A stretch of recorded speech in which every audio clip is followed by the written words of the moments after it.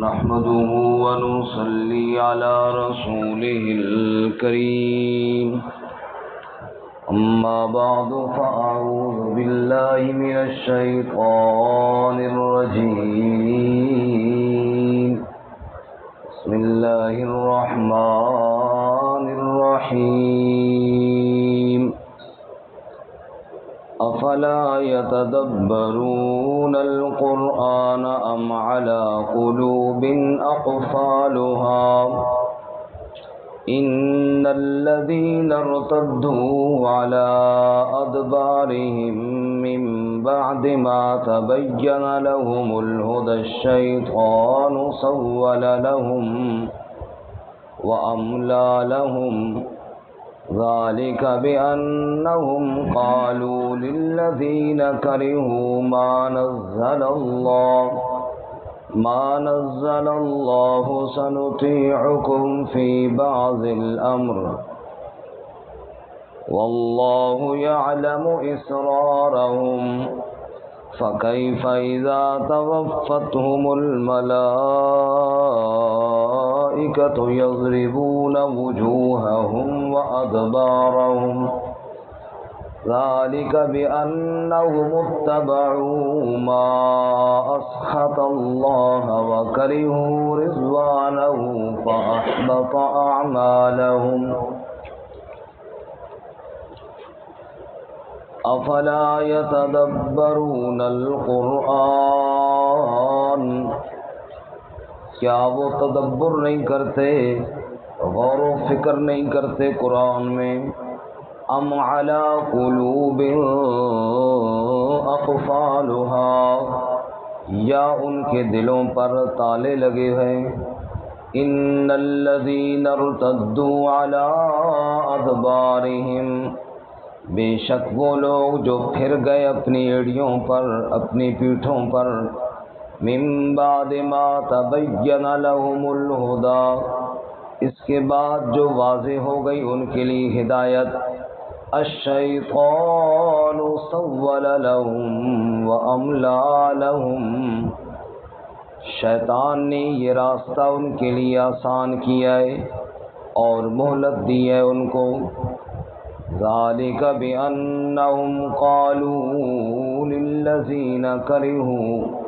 یہ اس لیے کہ بے شک انہوں نے کہا ان لوگوں کے لیے جنہوں نے ناپسند سمجھا، ما نزل اللہ، اس کلام کو جو اللہ نے نازل کیا، سنطیعکم فی بعض الامر،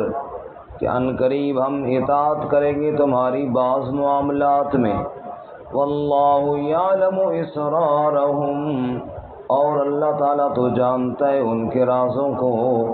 فَكَيْفَ إِذَا تَوَفَّتْهُمُ الْمَلَائِكَةُ، پس وہ کیسا منظر ہوگا جب فوت کریں گے ان کو فرشتے، يَضْرِبُونَ وُجُوهَهُمْ وَأَدْبَارَهُمْ، مارتے ہوں گے ان کے چہروں پر اور ان کی پیٹھوں پر، ذَلِكَ بِأَنَّهُمُ اتَّبَعُوا مَا أَسْخَطَ اللَّهُ، یہ اس لیے کہ انہوں نے اتباع کی اس کی جو اللہ کو ناراض کرتا تھا، وَكَرِهُوا رِضْوَانَهُ، اور ناپسند سمجھا اللہ کی رضا کو، وَأَحْبَطَ أَعْمَالَهُمْ،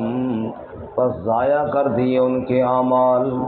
سبحان ربک رب العزت عما یصفون وسلام علی المرسلین والحمد للہ رب العالمین۔ اللہم صل علی محمد وعلی آل محمد كما صليت على إبراهيم وعلى آل إبراهيم إنك حميد مجيد۔ اللهم بارك على محمد وعلى آل محمد كما باركت على إبراهيم وعلى آل إبراهيم إنك حميد مجيد۔ معزز سامعین، سورہ محمد صلی اللہ علیہ وسلم کا تیسرا رکوع آیت نمبر 24 سے لے کر 28 تک تلاوت کی ہیں۔ اللہ رب العزت ان کے مطابق صحیح بیان کی توفیق عطا فرمائے اور ہمیں قرآن و سنت پر عمل کرنے کی توفیق عطا فرمائے۔ گزشتہ سبق میں ہم نے پڑھا کہ جب کوئی ایسی صورت اللہ تعالیٰ نازل فرماتے جس میں جہاد کا حکم ہوتا، قتال فی سبیل اللہ کی ترغیب ہوتی، تو منافقین کے چہرے بدل جاتے اور حالت ایسی ہوتی کہ جیسے موت کے وقت غشی طاری ہونے والی کی کیفیت ہوتی ہے، اور پھر یہ دم دبا کر بھاگنے کی کوشش کرتے۔ آج کے سبق میں منافقین کے لیے زجر، تنبیہ اور ڈانٹ ہے۔ وہ یہ ہے کہ اگر یہ لوگ اللہ کی آیات قرآن مجید میں غور و فکر کرتے تو انہیں دنیا اور آخرت کی بھلائیاں اور دنیا اور آخرت کے نقصان سارے سمجھ میں آ جاتے، لیکن یہ کیا وجہ ہے کہ اللہ کی آیات میں قرآن میں تدبر نہیں کرتے، غور و فکر نہیں کرتے، یا یہ ایسے بد نصیب ہیں کہ ان کے دلوں پر تالے لگ چکے ہیں، تدبر کرنے کی کوشش تو کرتے ہیں لیکن اللہ کی آیات ان کی سمجھ میں ہی نہیں آتی۔ اور یہ بہت بڑا غور کرنے کا مقام ہے سب کے لیے کہ اللہ تعالیٰ کیا فرماتے ہیں کہ یا تدبر نہیں کرتے قرآن میں یا دلوں پر قفل اور تالے لگے ہوئے ہیں۔ دونوں باتوں میں سے ایک بات ہوگی، یا تو بندہ اللہ کی آیات سے اس لیے دور ہے کہ ان میں غور نہیں کرتا، بس اس نے یہی سمجھا ہے قرآن مجید ٹھیک ہے جی اللہ کا کلام ہے، بس رکھ دو، اور اللہ رحم فرمائے جیسے آج کل ہمارے حالات ہیں کہ کہیں جھگڑا ہو جائے تو بس قسم اٹھانے کے لیے قرآن لے آؤ، پیسے لینے ہیں دینے ہیں، قرآن پر رکھو جی فیصلہ ہو جائے گا۔ نعوذ باللہ، قرآن میں جو فیصلے کے طریقے لکھے ہیں ان پہ عمل کوئی نہیں ہوتا، بس صرف قرآن کے اوپر پیسے رکھو اور دے دو اور لے لو، یا اس لیے کہ قسم اٹھانے کی ضرورت پیش آئے تو قرآن کو لے آؤ، یا جب بیٹی کی شادی ہو تو ساتھ جہیز میں بس ایک کتاب کے طور پر، ایک سامان کے طور پہ نعوذ باللہ اللہ کی کتاب کو بھی ساتھ دے دیا جائے جیسے باقی سامان دیا جا رہا ہے، یا بہت زیادہ ہوا تو چلو کسی کے ایصال ثواب کے لیے پڑھ لیا جائے اور وہ بھی کسی اور سے پڑھوا لیا جائے، وہ بھی میرے پاس تو وقت نہیں ہے، میں تو نہیں پڑھ سکتا، کوئی اور مجھے پڑھ کر دے دے، بس اسی لیے قرآن مجید آیا ہے۔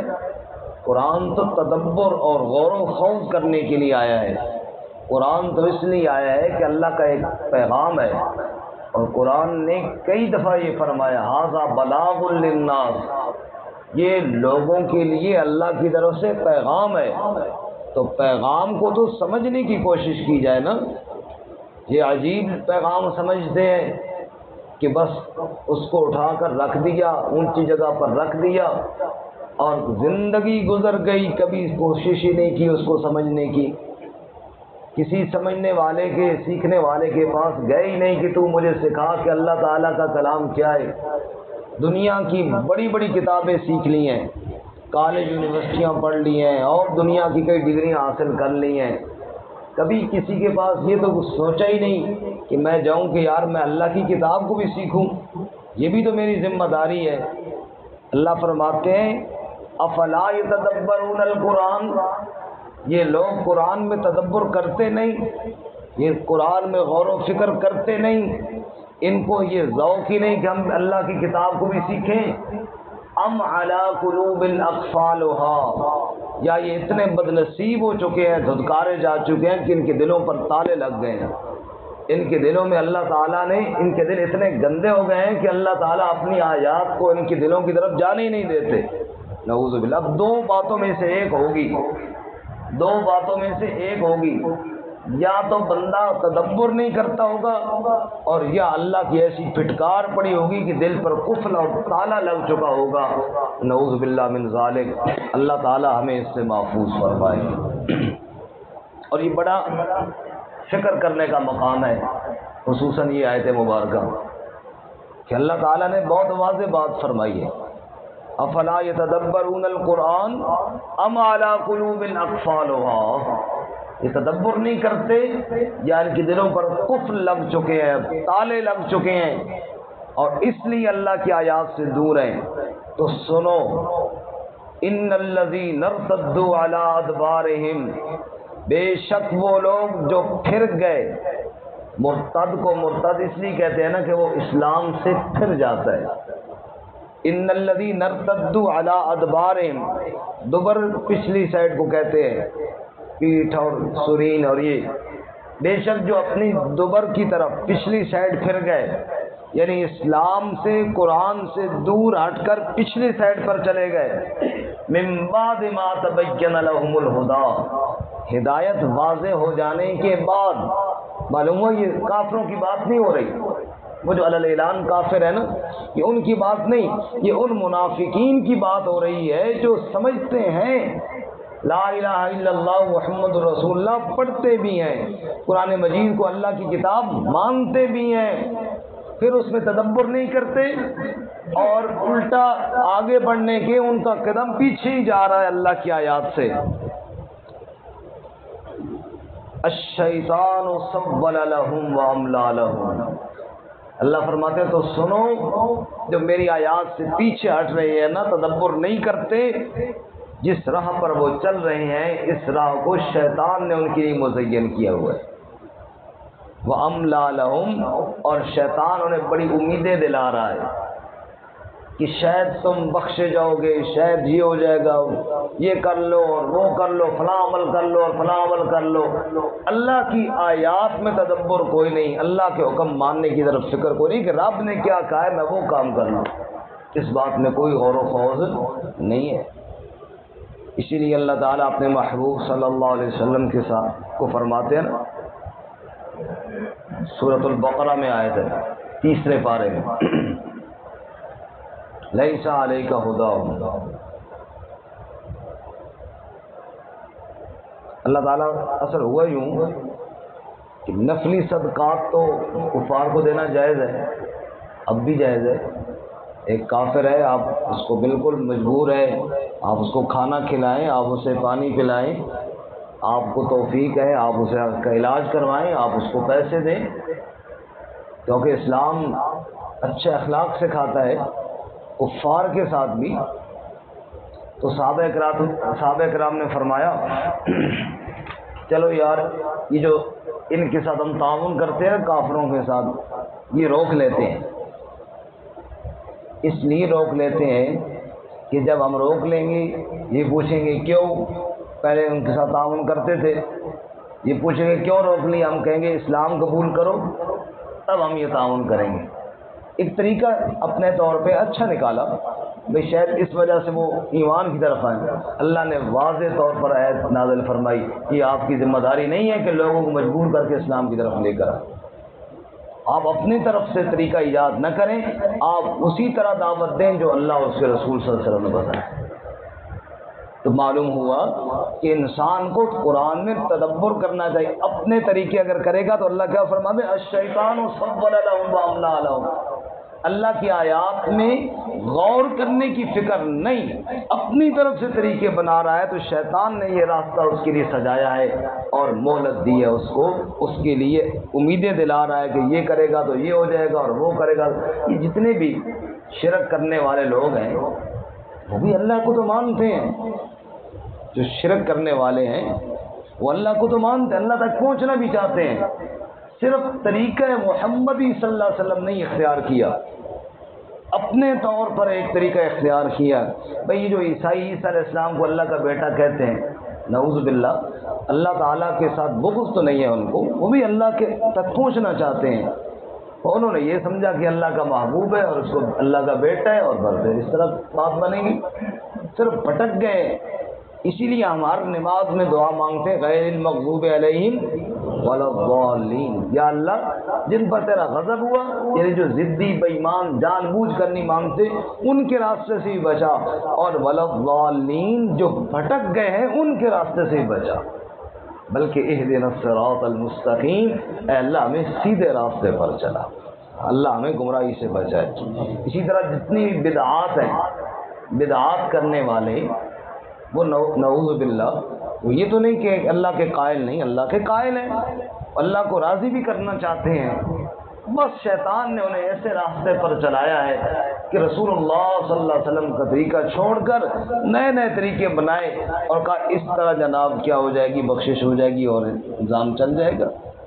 تو اللہ تعالیٰ ہمیں بدعات سے بچائے، رسومات سے بچائے، شرکیات سے بچائے، اللہ ہمیں شریعت پہ عمل کرنے کی توفیق عطا۔ رسول اللہ صلی اللہ علیہ وسلم نے فرمایا میں حوض کوثر پر ہوں گا، کچھ لوگ میری طرف آ رہے ہوں گے، فرشتے ان کو دور دھکیل رہے ہوں گے اور میں کہوں گا صحابی صحابی، ان کو آنے دیجئے، تو میرے اپنے ساتھی معلوم ہوتے ہیں۔ تو فرشتے مجھے بتائیں گے انک لا تدری ما حدثوا بعدک، آپ کو نہیں پتہ انہوں نے آپ کے بعد دین میں کتنی نئی نئی چیزیں جاری کر دی تھی، نئی نئی چیزیں۔ آپ صلی اللہ علیہ وسلم فرماتے ہیں جب مجھے یہ پتہ چلے گا کہ اچھا یہ وہ لوگ ہیں تو میں کہوں گا سحقن سحقن لمن غیر بعدی دینی، ان کو دفع کرو، ان کو دفع کرو، ان کو دور کرو مجھ سے جنہوں نے میرے بعد میرے دین میں تبدیلیاں کر دی تھی۔ تو اللہ تعالیٰ ہمیں اس سے محفوظ فرمائے، شریعت محمد صلی اللہ علیہ وسلم کی اتباع کی توفیق عطا فرمائے۔ ہمارے ایک بزرگ عالم دین تھے، وہ گفتگو میں فرمانے لگے آج میں نے جو بات کرنی ہے یہ لا حرجیہ فرقے کے بارے میں کرنی ہے۔ عربی لا حرجیہ فرقہ کون سا ہے؟ لا حرجیہ فرقہ وہ ہے جو کام کرتا ہے کہتے خیر جی حرج کیا ہے اس میں حرج کیا ہے؟ کہتے پھر اس طرح ہو کہ صبح کے 2 فرض ہیں، کل میں 3 پڑھوں گا، کوئی پوچھے میں کہوں بھائی اس میں حرج کیا ہے؟ سمجھے؟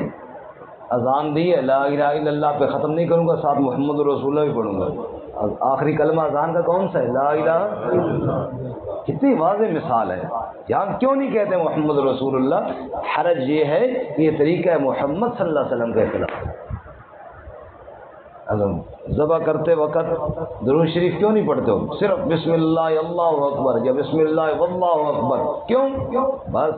حرج یہ ہے کہ اب اس میں یہاں پر پڑھیں گے تو وہ طریقہ ہے محمد صلی اللہ علیہ وسلم کے خلاف۔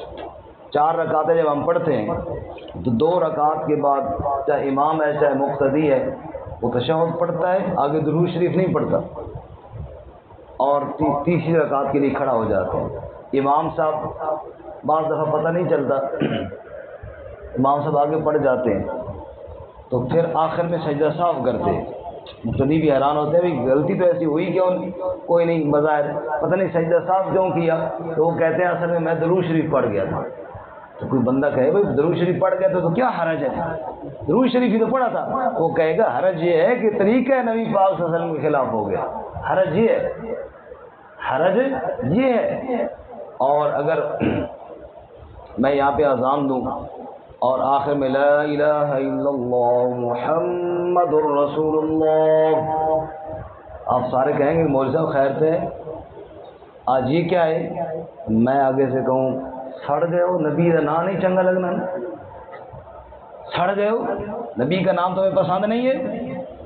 میں نے محمد رسول اللہ کہا ہے، اس میں کیا حرج ہے؟ جواب یہ ہے کہ حرج یہ ہے کہ رسول اللہ صلی اللہ علیہ وسلم کا نام تو لیا لیکن رسول اللہ صلی اللہ علیہ وسلم کے طریقے کے مطابق نہیں لیا۔ بس یہی باتیں سمجھنے والی ہیں۔ الشیطان سول لهم واملا لهم، اگر یہ باتیں سمجھ میں نہ آئیں تو پھر یہ ہے کہ بدعات میں بندہ لگ جائے گا،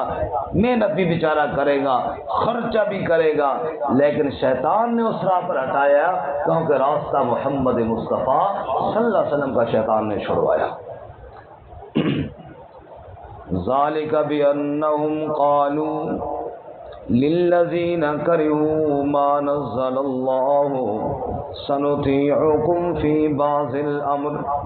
اور شیطان کیوں ورغلاتا ہے، شیطان کیوں غلط راہ پر چلانے میں کامیاب ہو جاتا ہے؟ اللہ کہتے ہیں اس کی وجہ یہ ہے ذالک بأنہم قالوا، اس لیے کہ انہوں نے کہا، ان لوگوں سے کہا، کرہوا ما نزل اللہ، جو اللہ کے نازل کردہ کلام کو ناپسند سمجھتے ہیں، انہوں نے ان سے کہا سنطیعکم فی بعض الامر، ہم تمہاری بات مان لیں گے بعض معاملات میں۔ فرمایا کیوں کہا؟ اس کی مثال یوں سمجھ لیجیے کہ ہمارا کوئی ساتھی کہے اس بندے کو جو کفر و شرک میں لگا ہوا ہے یا بدعت میں لگا ہوا ہے یا کسی غلط کام میں لگا ہوا ہے، مثال کے طور پر اس کو کہتے ہیں چل یار آج تو ہماری مسجد میں آ جا، چلو اچھے کام کی دعوت دیتے ہیں، ہمارے مسجد میں آ جا، درس قرآن سن لے، کل میں تیرے نال جا کے دربار پہ سجدے کر سا۔ کیوں تو نے کہا کہ جناب میں یہ کام کروں گا؟ تو نے ان کو کیوں کہا کہ تو ان کو اچھائی کی دعوت دے، لیکن یہ نہ کہے کہ میں بھی غلط کام کروں گا۔ کسی غلط کام کے بارے میں یوں کہنا کہ سنطیعکم فی بعض الامر، چلو بعض معاملات میں ہم تمہاری بات مان لیں گے۔ اللہ فرماتے ہیں وہ مانے نہ مانے تو بھٹک جائے گا۔ تو کیوں مانتا ہے؟ تجھے جتنا شریعت نے بتایا تو وہاں تک رہے، تو اس سے آگے نہ بڑھ۔ تو ٹھیکیدار نہیں ہے، تو چوکیدار ہے، تو دعوت دے، تیری بات پہ کوئی مان جائے تو فبیا، نہیں مانے گا تو اس کا نقصان ہوگا، اس کا فائدہ کرتے کرتے اپنا بیڑا غرق نہ کر دے، اس کے نفلوں کے لیے اپنے فرض نہ برباد کر، اس کی سیدھے راہ پہ لانے کے لیے کہیں خود ہی نہ بھٹک جا۔ یعنی کسی غلط راہ پر چلنے والے کو یوں کہنا کہ سنطیعکم فی بعض الامر، بعض معاملات میں ہم تمہارے ساتھ چلیں گے، اور میں نہیں چلیں گے۔ بھائی سیدھی بات کہو، بھائی جو اللہ رسول کے خلاف کام ہے اس میں ہم تمہارے ساتھ نہیں چلیں گے۔ ہاں یا تو ہمیں بھی سمجھاؤ کہ یہ طریقہ دین کا ہے، یہ طریقہ رسول اللہ صلی اللہ علیہ وسلم نے سکھایا ہے، ہمیں بھی بتاؤ بھائی شریعت کا طریقہ ہے تو ابو بکر نے کیوں نہیں کیا، عمر نے کیوں نہیں کیا، عثمان و علی نے کیوں نہیں کیا؟ میں ابو بکر و عمر سے زیادہ نبی پاک سے محبت کرنے والا تو نہیں ہوں نا؟ اگر کوئی ایسی بات ہے جو ان سے ثابت ہے تو مجھے بھی سمجھاؤ، ہم تمہارے ساتھ ہیں۔ اگر نہیں ہے تو بھائی ہم یہ بات نہیں کرتے، تم جانو تمہارا کام جان، سیدھی سیدھی بات کرو۔ اچھا اب اللہ تعالیٰ فرماتے ہیں واللہ یعلم اسرارہم، اللہ تو ان کے راز بھی جانتا ہے۔